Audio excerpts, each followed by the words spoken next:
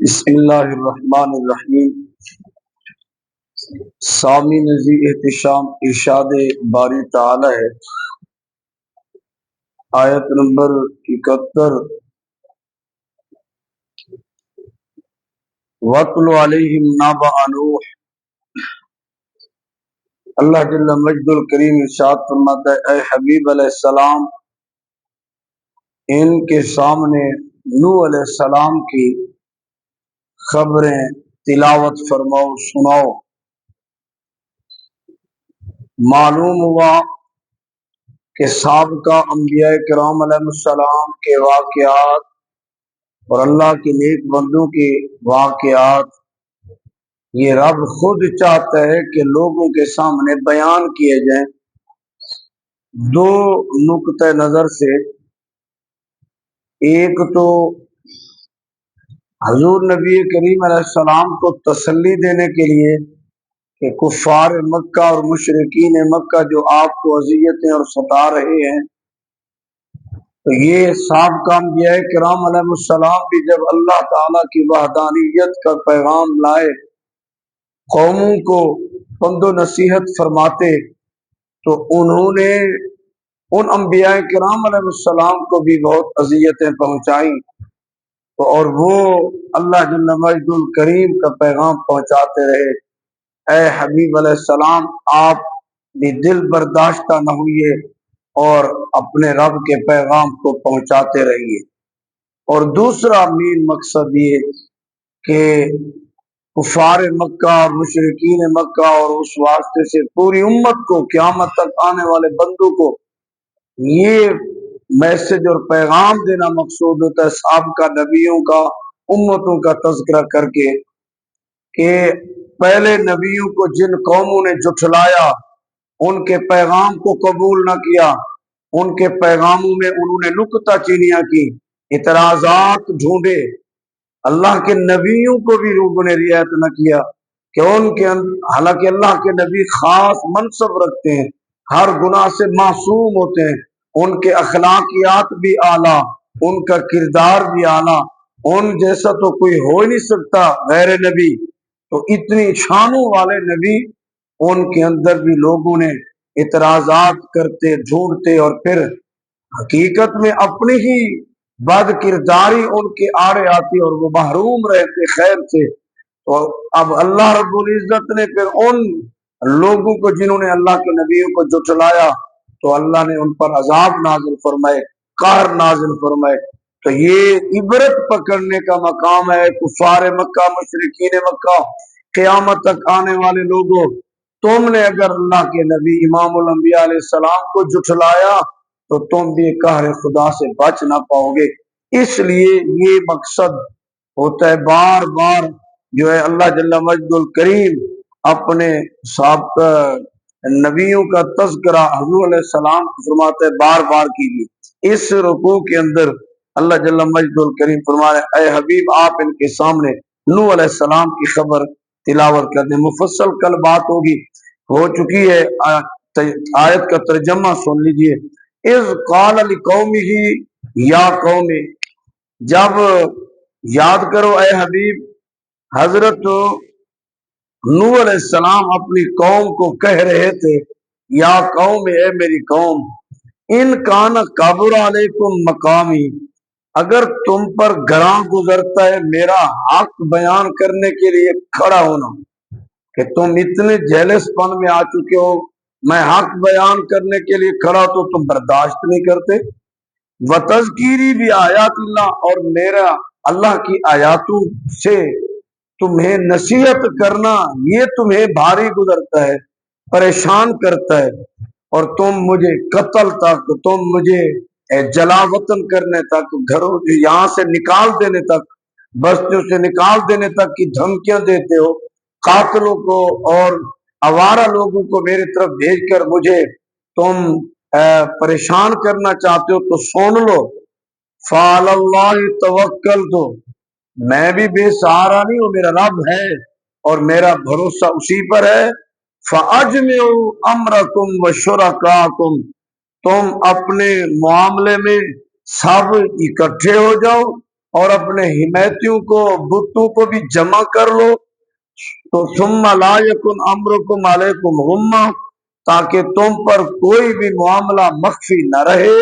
ثم قضوا الیہ، پھر تم بیٹھ کر میرے خلاف جو مرضی فیصلہ کرو، ولا تنظرون، اور مجھے تم مہلت نہ دو، مجھے کوئی خطرہ نہیں، کیونکہ میں رب کا بھیجا ہوا نبی ہوں، میں رب کی وحدانیت کا پیغام دیتا رہوں گا، مجھے تم سے کوئی خطرہ نہیں ہے، اگر تم میرے مقابلے میں آؤ گے تو عذاب الہی کے مستحق ٹھہرو گے، بہتری یہی ہے کہ تم میری بات مان کر اللہ کو وحدہ لا شریک مان لو، ایمان لے آؤ۔ تو اس پر مفصل گفتگو ہوئی۔ اگلی آیت میں فَإِن تَوَلَّيْتُمْ فَمَا سَأَلْتُكُم مِّنْ أَجْرٍ، اگر تم منہ پھیر لو میری نصیحتوں سے، میرے واضح نصیحت سے، فما سألتکم من اجر، میں تو تم سے اس پر کوئی اجرت کا سوال ہی نہیں کرتا، ان اجر الا علی اللہ، میرا تو اجر و ثواب نہیں ہے مگر اللہ کے ذمہ کرم پر، وَأُمِرْتُ أَنْ أَكُونَ مِنَ الْمُسْلِمِينَ، مجھے تو حکم دیا گیا ہے چاہے تم مانو یا نہ مانو، میں تو اللہ کا فرما بردار ہی رہوں۔ اس آیت مبارکہ کے اندر تفسیر یہ ہے کہ اللہ تبارک و تعالیٰ کے نبی جناب نوح علیہ السلام اپنی اس قوم کو فرمانے لگے اگر تم میرے واعظ و نصیحت سے منہ پھیر لو تو میں نے تم سے واعظ و نصیحت پر کوئی معاوضہ تو مانگا نہیں کہ تمہارے منہ پھیرنے کی وجہ سے مجھے اس کے نہ ملنے کا افسوس ہو، میں تو اللہ کا پیغام لایا ہوں اللہ کی رضا کے لیے، تو میرا اجر اللہ تعالیٰ کی ذمہ کرم پر ہے، وہی مجھے جزا دے گا۔ مدعا یہ ہے میرا واعظ و نصیحت کرنا خالصتاً اللہ کی رضا کے لیے ہے، کوئی دنیاوی منفعت نہیں، تو تم مانو گے تو تمہارا فائدہ ہوگا، اگر تم میری بات سے اعراض کرو گے تو تم اپنی عاقبت برباد کرو گے۔ یہی ہے آج بھی دین اسلام کے لیے، امت مسلمہ کے لیے، کہ یہ دین کا جو پیغام ہے اس کو قبول کرنے میں ہی بندے کی عافیت ہے، یہ نہ دیکھے جائے کہنے والا کون ہے اور یہ دیکھے جائے بات کن کی ہو رہی ہے، تو پھر کیونکہ انسان کے اندر غلطیاں ہو سکتی ہیں تو انسان کی غلطیوں کو پیش نظر رکھ کر تم اپنے رب سے تعلق نہ توڑ بیٹھو، تم اپنے رب کے مقبول بندے بننے کی بجائے نافرمان نہ بن جاؤ، کیونکہ رب العالمین کا یہ پیغام قرآن اور حدیث جو رسول اللہ کے ذریعے اللہ تعالیٰ نے ہمیں عطا فرمایا، ان پر عمل کرنے میں امت کی بھلائی اور فلاح ہے۔ فرمایا اس آیت مبارکہ سے یہ بھی معلوم ہوا کہ تبلیغ دین پر اجرت نہیں لی جائے، نہ لی جائے، ہاں یہ جو دینی معاملات میں اپنا وقت صرف کرنا ہے، تدریس ہو، تعلیم قرآن، خطابت، امامت، یہ بزرگان دین نے شریعت مطالعہ کی طرف سے اس پر اس لیے اجازت دی، دو صورتیں تھیں، اس طبقے کے ذمہ داران یعنی فلاح بہبود ساری ذمہ داریاں انسان ہے، بیوی بچے معاملات سب ضرورت، اگر تو بیت المال سے تمام امت مسلمہ کے سرمایہ سے ان کی تمام ضروریات حکومتی سطح پر اسلامی ریاست ہے وہ پوری نبھا رہی ہے تو پھر کوئی ضرورت نہیں، کیونکہ یہ ذمہ داریاں بندوں کے اوپر عائد ہیں، وہ نبھا رہے ہیں اور یہ اللہ کا کام کرے۔ لیکن جب یہ سلسلہ ختم کر دیا گیا اب کوئی ان کا پرسان حال نہیں، ضروریات زندگی ہر ایک کے ساتھ ہیں، تو اگر یہ سسٹم معطل کر دیا جائے تو پھر دین اسلام کی ترویج و اشاعت کا سسٹم، یہی وجہ ہے آج کیوں نہیں لوگ دین پڑھنے آتے، ڈاکٹر یا دیگر طرف کیوں جاتے ہیں، سب سے پہلے ان کے ذہن میں یہ فطرتی بات ہے، طبی بات ہے کہ بیٹا کمائے گا، یہ پڑھے گا، ڈگری حاصل کرے گا تو کمائے گا، اور کتنا کمائے گا، کیا اس کی انکم ہوگی۔ اب ظاہر اگر ممبر پر بیٹھنے والوں کی سہولیات بھی لاکھوں روپے ہوں، ہر بندہ کہے گا میرا بیٹا بھی یہ بڑے کیوں؟ اس لیے کہ دنیا کی دولت بھی مل جائے گی، اللہ کی رضا بھی مل جائے گی، لیکن اس سسٹم کو بالکل ایسے لین پہ لگا دیا گیا کہ اس کا پرسان حال کوئی نہیں۔ دیگر شعبوں میں سہولیات ہیں، میں اور آپ اپنے بچوں کو اس طرف اس لیے لے جاتے ہیں کہ چونکہ وہاں میرا بچہ مستقبل اس کا اچھا ہوگا، اس کا فیوچر اچھا ہوگا۔ یہ تو اگر اسی سلسلے میں آئے گا تو پھر کھائے گا کیا، کمائے گا کیا، تو اس کو کیا ملے گا؟ تو یہ یاد رکھیے گا، اجرت، ہاں پھر بھی علماء حق اپنی ذمہ داری سے میں بات کر رہا ہوں، یہ ان طرف نہیں دیکھتے کہ ہمیں مل کیا رہا ہے، وہ بے لوث ہو کر محض اللہ کے دین کا کام کرنے کے لیے اپنی زندگی وہ قربان کر دیتے ہیں۔ جذبات ان کے بھی ہوتے ہیں، بچے بیوی کے معاملات ان کے بھی ہوتے ہیں، پہننے کے، کھانے کے، رہنے کے سہولیات ان کا دل بھی کرتا ہے، لیکن تمام تر قربانیاں دے کر صرف اس لیے دین اسلام ہماری بقدر ضرورت جتنی ہمیں حاجت ہے وہ تو پوری کر رہا ہے، زیادہ عیش و عشرت نہ صحیح، لیکن اپنی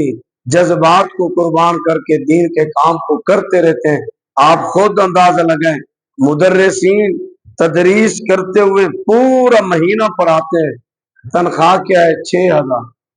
7,000، 8,000۔ حقیقت بتا رہا ہوں، یہ حقیقت بتا رہا، آپ سروے کر کے دیکھ لیں تو اب بتائیں پورا مہینہ، اور ایک طرف صرف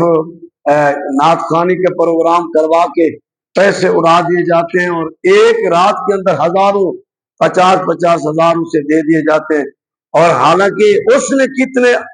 حفاظ تیار کر کے دیے جس نے 1 گھنٹہ نعت پڑھی، نعت خوانی کی مخالفت نہیں، لیکن سلسلہ دیکھے کہ کس طرح سے لگے، اور ایک بندہ پورا مہینہ پڑھاتا ہے، عالم تیار کرتا ہے، حافظ تیار کرتا ہے، دین اسلام کا کام کرتا ہے۔ تو چونکہ یہ ضمناً بات آئی تو معلوم ہوا کہ اللہ تبارک و تعالیٰ کے دین کا کام کرنا یہ ہمیشہ ہر زمانے میں بامشقت رہا ہے۔ اللہ کے نبیوں کو بھی لوگوں نے رعایت نہیں کی، پھر بھی عاشقان رسول، نیک لوگ آپ جیسے کئی ہیں جن کی تعاون سے، جن کی خدمات سے دین اسلام کا کام چل رہا ہے اور چلتا رہے گا۔ یہ ہے اللہ کی توفیق سے، کسی کی ڈپٹی پڑھانے پہ لگا دیتا ہے، کسی کی اس کی ہیلپ پہ لگا دیتا ہے، کسی کی ڈپٹی پڑھنے پہ لگا دیتا ہے، کسی کے دل میں ڈال دیتا ہے تمہیں اللہ نے اولاد دی، اپنے بچے دو۔ تو اس وقت ضرورت ہے ہم ہر فیملی کے اندر، ہر گھر کے اندر ایک بچے کو ضرور عالم دین بنائے، تاکہ ہمیں حلال حرام سے گھر سے آگاہی ملے اور بہت ساری قباحتوں سے ہمارا سسٹم بچ جائے اور نیکی کی طرف ہمارا معاشرہ چل پڑے۔ اگلی آیت میں، آیت نمبر 73 میں رب العالمین نے یہ جو آیت نمبر 72، امرت ان اکون من المسلمین، مجھے تو حکم دیا گیا یہ کہ میں فرما بردار رہوں، یعنی تم میری بات مانو یا نہ مانو، دین اسلام کی دعوت دینے کو قبول کرو یا نہ کرو، مجھے اس سے غرض نہیں، میں اللہ کی رضا کے لیے یہ پیغام دیتا رہوں گا۔ فَكَذَّبُوا فَنَجَّيْنَاهُ وَمَن مَّعَهُ فِي الْفُلْكِ، اللہ رب العزت نے فرمایا پھر انہوں نے جناب نوح علیہ السلام کی ایک نہ سنی، پھر بھی انہوں نے جھٹلا دیا۔ 950 سال جناب نوح علیہ السلام دعوت دیتے رہے۔ آج تو اندازی گفتگو سے اختلاف ہو سکتا ہے، سب چیزوں سے، کیونکہ انسان میں کئی لیکن اللہ کے نبیوں کی کسی بھی پہلو سے اختلاف نہیں ہو سکتا، کیونکہ وہ تو چنے ہوئے لوگ تھے، ان کا انداز گفتگو بھی سن ڈالا، ان کی چال چلن، گھر کے معاملات سب نرالے، اس کے باوجود بھی قوم، اس کی وجہ کیا بنی کہ کیونکہ قوم سننے آتی، آپ کی باتیں سن کر نکتہ چینی اعتراض، وہ جو قوم جب سامعین یہ نکتہ اعتراض کیسے کرنا ہے، اس کا نکتہ چینی کیسے کرنی ہے، پھر وہ قبول نہیں کر پاتے تھے، وہ پھر قبول کرنے کی سعادت سے محروم رہ جاتے تھے۔ یہی وہ نکتہ نظر تھا، فرمایا رب نے انہوں نے ان کو جھٹلایا، فنجیناہ ومن معہ فی الفلک، پھر ہم نے اس کو اور ان کے ساتھ جو کشتی میں سوار ہو گئے تھے ان کو ہم نے نجات دی، وجعلناہم خلائف، پھر ہم نے انہیں اپنا زمین میں نائب مقرر کیا، کیونکہ نوح علیہ السلام آدم ثانی کے لقب پائے۔ وَأَغْرَقْنَا الَّذِينَ كَذَّبُوا بِآيَاتِنَا، ہم نے ان تمام لوگوں کو غرق کر دیا جنہوں نے ہماری آیاتوں کو جھٹلایا، ہمارے نبیوں کو جھٹلایا۔ فَانظُرْ كَيْفَ كَانَ عَاقِبَةُ الْمُنذَرِينَ، اے قرآن پڑھنے والے دیکھ غور فکر کر کہ کیا انجام ہوا ان لوگوں کا